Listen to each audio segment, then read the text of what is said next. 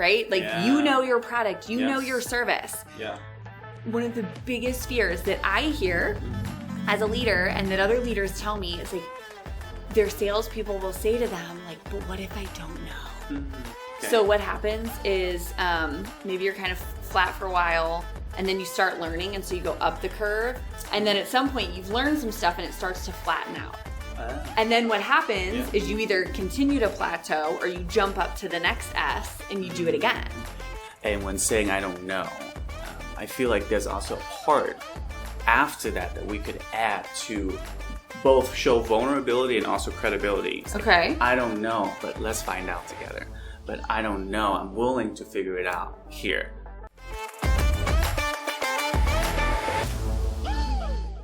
There's a secret vault that's located between Norway and the North Pole that holds nearly every type of crop seed in the entire world. True or false?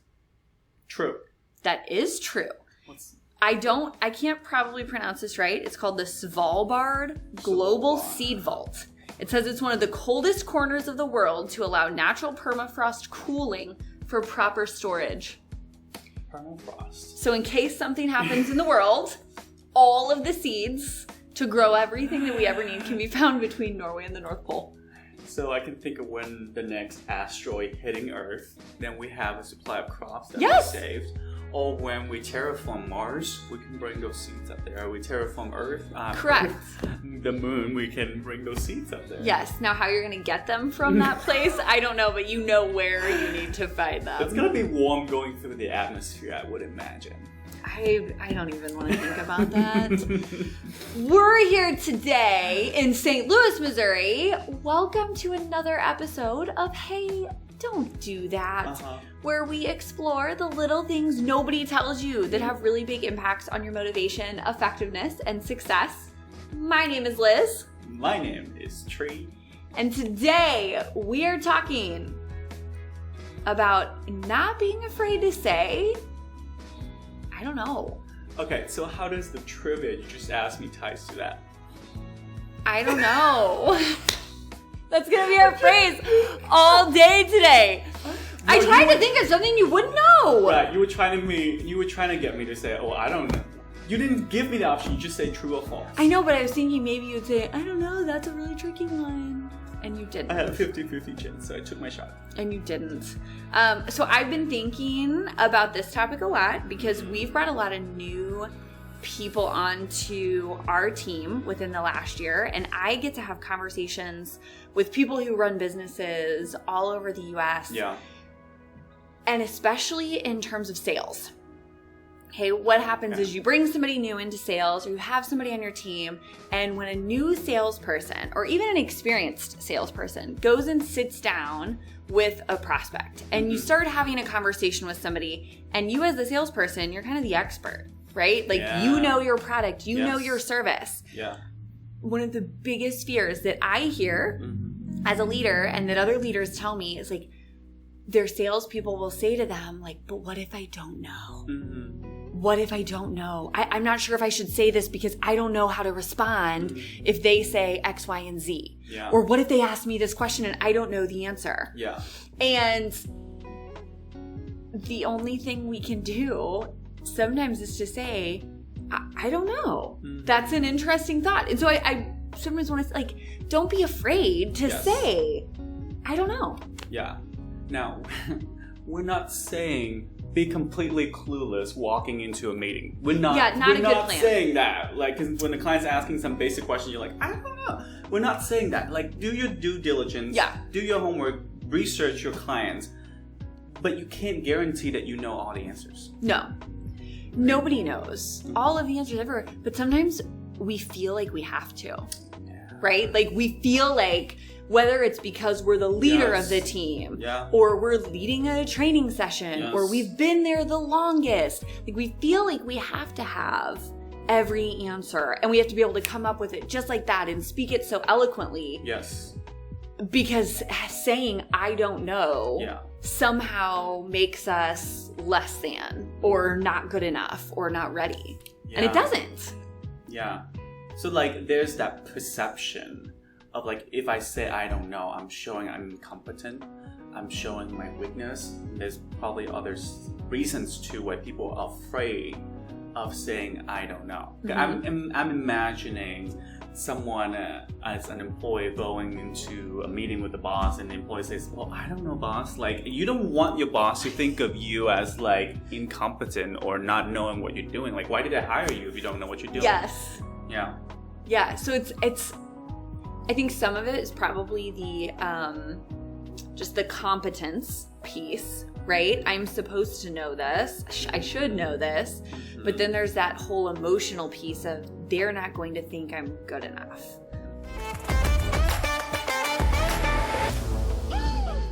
Or I'm not good enough unless I can answer every single question all the time. Yes. I can tell you as a leader, I would rather have someone say to me, I don't know, than give me an answer and have it be totally wrong. You rather than being honest with you.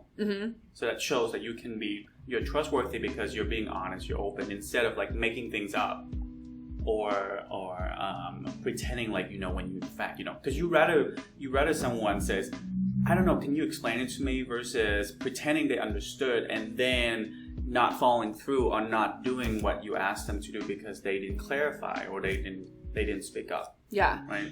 I think an example all the time, and I have totally been there, and this is not even just true in business, like this is true when you're hanging out with your friends and someone will either tell a joke or they say something and everybody else is kind of like laughing or chuckling and you really don't know what's going on, but you kind of laugh, right? And then sometimes they'll look at you and like, oh, do you know about that? Yeah. And then it's like this moment where you should be like, yeah. Do I lie and say like, yeah, I know? Or do you say like, no? You know, it's this uncomfortable feeling sometimes if we feel like we're the only one who doesn't know and wants to bring that up. Yeah. So have you heard of something called the Dunning-Kruger effect? The Dunning-Kruger effect. Dunning-Kruger effect. Well, I don't know. I haven't heard that before. Look at this guy over here. Okay, so it's fascinating. Okay. Some different researchers have found that oftentimes the less people know about a subject, the more confident they feel about a subject. Okay. So if you ask someone, hey, do you know more than the average person about leadership? Most people, we really overestimate our abilities. And people are like, yeah, I definitely know more than the average person. I've been in business for 20 years. Or yes. And what they find is that we tend to really project overconfidence in things, when in all actuality, our knowledge base is usually far lower, but our confidence is really, really high until we start learning and then we're like, oh, maybe I don't know as much as I thought we did. But it's something called the Dunning-Kruger effect. Dunning-Kruger. Yes, people who have very little experience are very overconfident that they know. And so sometimes they're like, I don't need to say I don't know because I know. I know. Even if it's not right. Yeah. It's this fascinating psychological principle that we see all the time in the workplace. It is. It's kind of like we say ignorance is bliss. In this case, ignorance is also confidence, right? Because the less we know, the more confident we are. And it just makes me think like when you start learning more about things, you just realize, oh my God, there's so much that I don't know. Right? So when you start realizing that. Yes. And I have seen in my career even, when you start realizing, oh my God, there's so much I don't know. Yeah. I mean, I think now people will come to, I've been in this business 8 years and people are like, oh, you know so much. I'm like, I'm learning new things all the time in this business. But when we have that, oh my gosh, there's so much that I don't know, I think our reaction goes one of two ways. One is this disastrous, oh my God, I'm never going to figure this out. I'm not any good. I should know all this by now. versus the other route, which is more of like the Carol Dweck growth mindset, right? Oh, I have so much I'm going to get to learn. Yes. This is a fun challenge for me. I haven't gotten to this yet. Yes. And it's like that moment where we have a choice of which mindset do we want to take, knowing that I don't know. And it's okay to say that, but what direction do you want to go? Yeah. When you feel like you still don't know, you're still motivated to keep learning because you're like, well, I don't know everything yet. I don't know everything yet. So I'm still wanting to learn more. So I would fill up my knowledge. So when you feel like, oh, I know everything there is to learn, then you become complacent. Yeah. Right? Yeah. Then you stop trying new things because you feel like that's everything there is to it. Mm-hmm. And there's always, so they call it like an S curve a lot of times when you're growing. Okay. So what happens is maybe you're kind of flat for a while and then you start learning and so you go up the curve and then at some point you've learned some stuff and it starts to flatten out. And then what happens is you either continue to plateau or you jump up to the next S and you do it again. And so we go through it constantly in our lives. I think the first thing for all of us to maybe consider is just when we have that feeling of, I don't know this.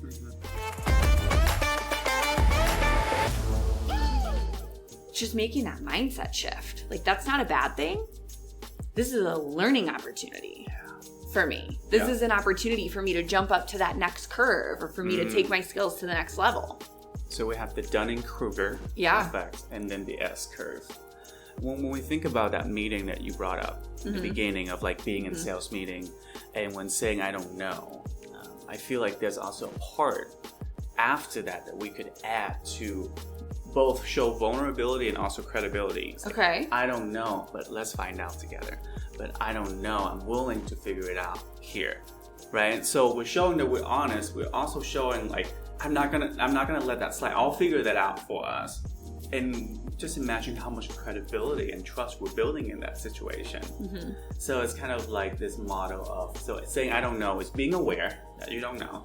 Yep. We'll figure it out is setting the intention and then following through, taking action. So like awareness, intention, and action. And just that phrase saying I don't know, but we'll figure it out and then actually follow through. Like you build trust and credibility just by doing that. So it's almost that idea of vulnerability and credibility. Yes. And they go together. Yes. Right? Sometimes people think, well, if I show that vulnerability, it reduces credibility. Yes. As long as we are contextually and appropriately vulnerable, it often builds our credibility at the same time. And I love the way you phrase that. I don't know, and let's figure it out together. Yeah. Even saying, I have a phrase that people say that I use all the time. What is it? Hyper confident. Yes, you do. I have hyper confident that we have a solution for you, or, you know. See, that's how you know you say something a lot. When people around you, they mimic you, and it's like, okay, I say it a lot.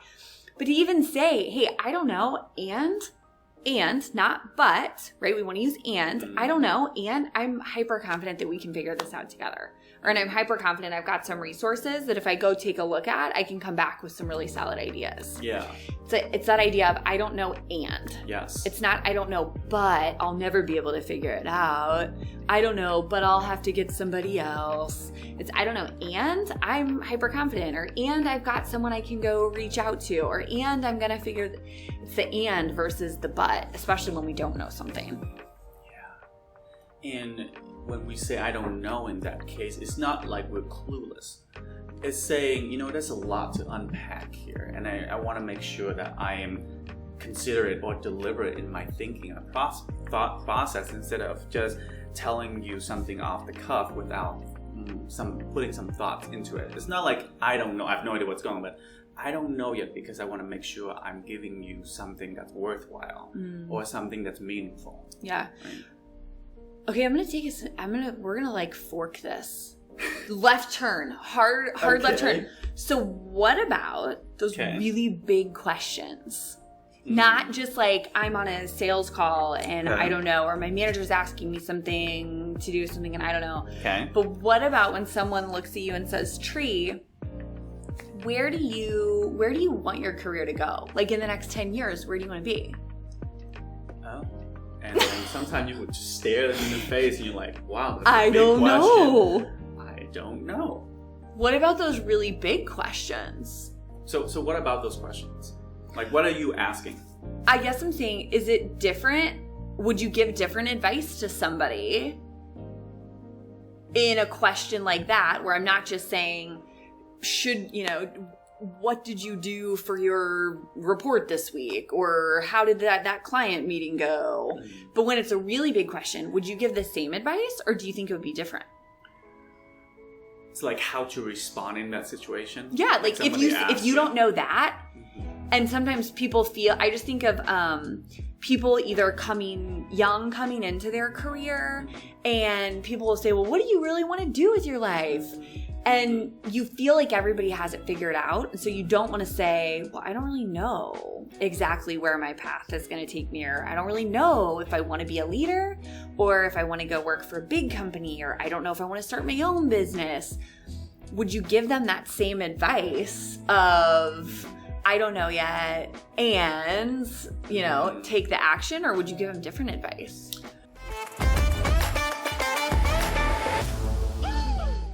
So when I'm considering that question, I can distinguish it between that and a knowledge base I don't know. You know the answers to this, I don't know. Yeah. Versus this is more of a directional question where I have to plan out my life for the next 10 years. There's so much uncertainty. Yeah, that's what I was trying to get at. And you just said it much more eloquently than I did. So it's more of like an uncertain, I don't know question, because things could turn out in 10 million different ways versus, I didn't do my research or I didn't do my homework, so I don't know the answer. Yes. Yeah, like it's not a right or wrong. Yes. So would you give them the same advice of like focusing on action, or would you give different advice? Is it okay to say I don't know in those situations too? Absolutely. And then we can say, you got me thinking. So let me put some thoughts into it, right? Because thank you for that question. Maybe I didn't think of that before, and it's important to figure it out because that's something important for me to work on. So it could start planting a seed to transform the way you approach things or the direction of your life in the next 10 years. So asking that questions could jumpstart something for people. Yeah. Part of the reason I asked is because I remember sitting in my marketing 350 class at Missouri State. And I don't remember who the teacher was, but we had a guest speaker. Okay. We had a guest speaker, and he started asking people what they want to do when they graduated, and everybody seemed like they knew. Like everybody had these responses like, well, I want to work at a, big company. I want to start my own, social media or whatever it was. And I just remember sitting there thinking, oh my God, I don't know. And I felt like I was the only one who didn't know. Yeah. And I can tell myself now, because hindsight is 20/20, like I was not the only person in that room who didn't know. No. But I felt like I was. Yes. If you feel that way, you're not alone. Because many people don't know what they want to do. And even those people who thought they knew what they wanted to do, maybe later they realized that's not really what they wanted to do. Oh, I thought I was going to be an accountant all my life. Nope, it doesn't fulfill me. I want to do something different. Yeah. I think what it did for me was it almost made me, I was like, well, I can't. Proactive. No, it made me, no, looking back, I wish I would have become proactive. Okay. But it almost made me, I was like, oh my God, I can't tell anybody that I don't know what to do. Everybody else knows what to do. Yeah. Like, they know where they want to go and where they want to be, and I'm not sure, so I'm just gonna like sit back here and like hope that I figure it out too, because apparently I'm the only one who hasn't. I wish, looking back, that it would have made me more proactive to like get out and go talk to people and say, hey, I'm trying to figure out how to do this, or this is, I think, maybe where I want to be. What advice would you have for me? How could I get from here? Like, I wish I would have been proactive. Yeah. Yes. So I would like to anybody out there who is having that, like, I don't know, to one of those questions, instead of having that, like, well, it's obviously only me. I'll just sit back and wait because I'm clearly it. It's not only you. Yes. Yeah, like go out, find people, talk to people, ask people, be willing to say, hey, I'm trying to figure out what I want to do for XYZ, and be okay with that. So what I'm hearing, what we're discussing is first adding the and to I don't know, and let's figure this out together. And two, being proactive, being willing to take some action, right? To say action is the enemy of fear, action is the enemy of ignorance. So like when you don't know something, start taking some action, being proactive, and bits and pieces of that answer is going to come to you. Yeah, and I think very rarely does it reduce that credibility? Does it reduce the confidence? No, Usually it increases it. Yeah. Yes. And if we don't know today, like we probably aren't magically going to find the answer tomorrow. So we have to be willing to go say to somebody else, I don't know. Can you help me with this? Yeah. Think about how admirable that is to know like, oh my God, Liz didn't know and she worked so hard on finding that answer. I trust her and I respect her so much for what she did. That's an inspiring story in itself. Yeah. Nobody's born knowing everything. You gotta learn it. Trial, error, success, failure, like none of it works. It's not a linear path. You know, nobody knows everything. And so whether it's one of those like little on a sales call or a big, what do you want to do? Where do you want to go? I think it's okay not to know. Yeah. And to admit that, and then just be proactive about finding the right people who can help you move forward. Yeah. Side note, talking about not knowing. I'm always so impressed with animals who were born like within 5 minutes and they know to stand up and start running. Isn't that crazy? Yeah. I know human babies are like the most that. helpless little things for like the longest time. Yep. Yeah, you'll watch like baby elephants and giraffes. They just like pop right up and start moving. Yeah. Anyway, so I'm sure I'm going to say I don't know a lot. Will we do trivia today? Okay, just a heads up, everyone. Liz rewrote these trivias to make them easier for me. I am sure I'm still not going to get 50% of them.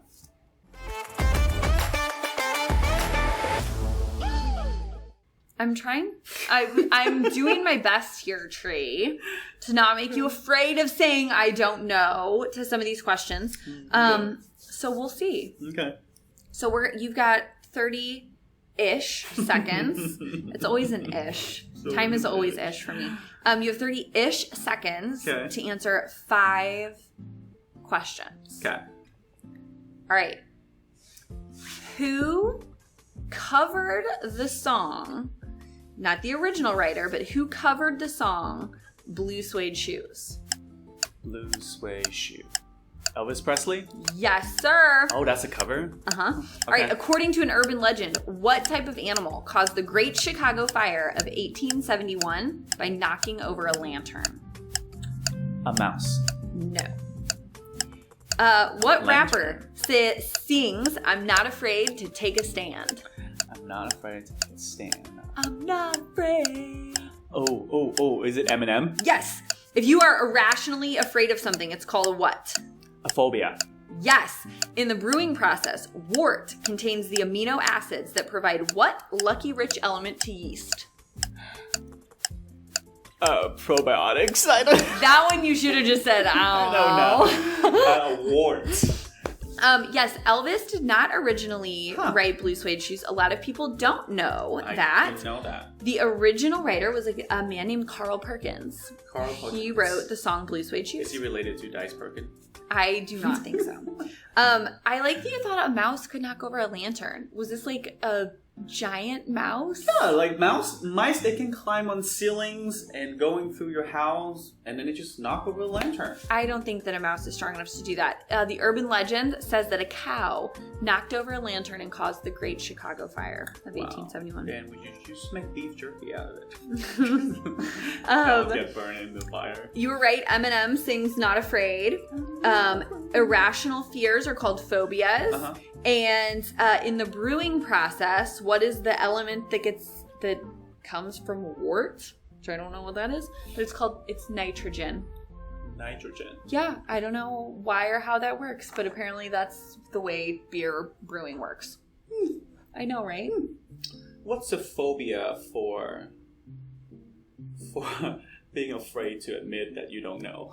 I don't know, but there probably is one, like a phobia of being wrong or something like that. Yeah. Well, the good news is, well, I guess it would be bad news for that person because, like we said, nobody knows everything.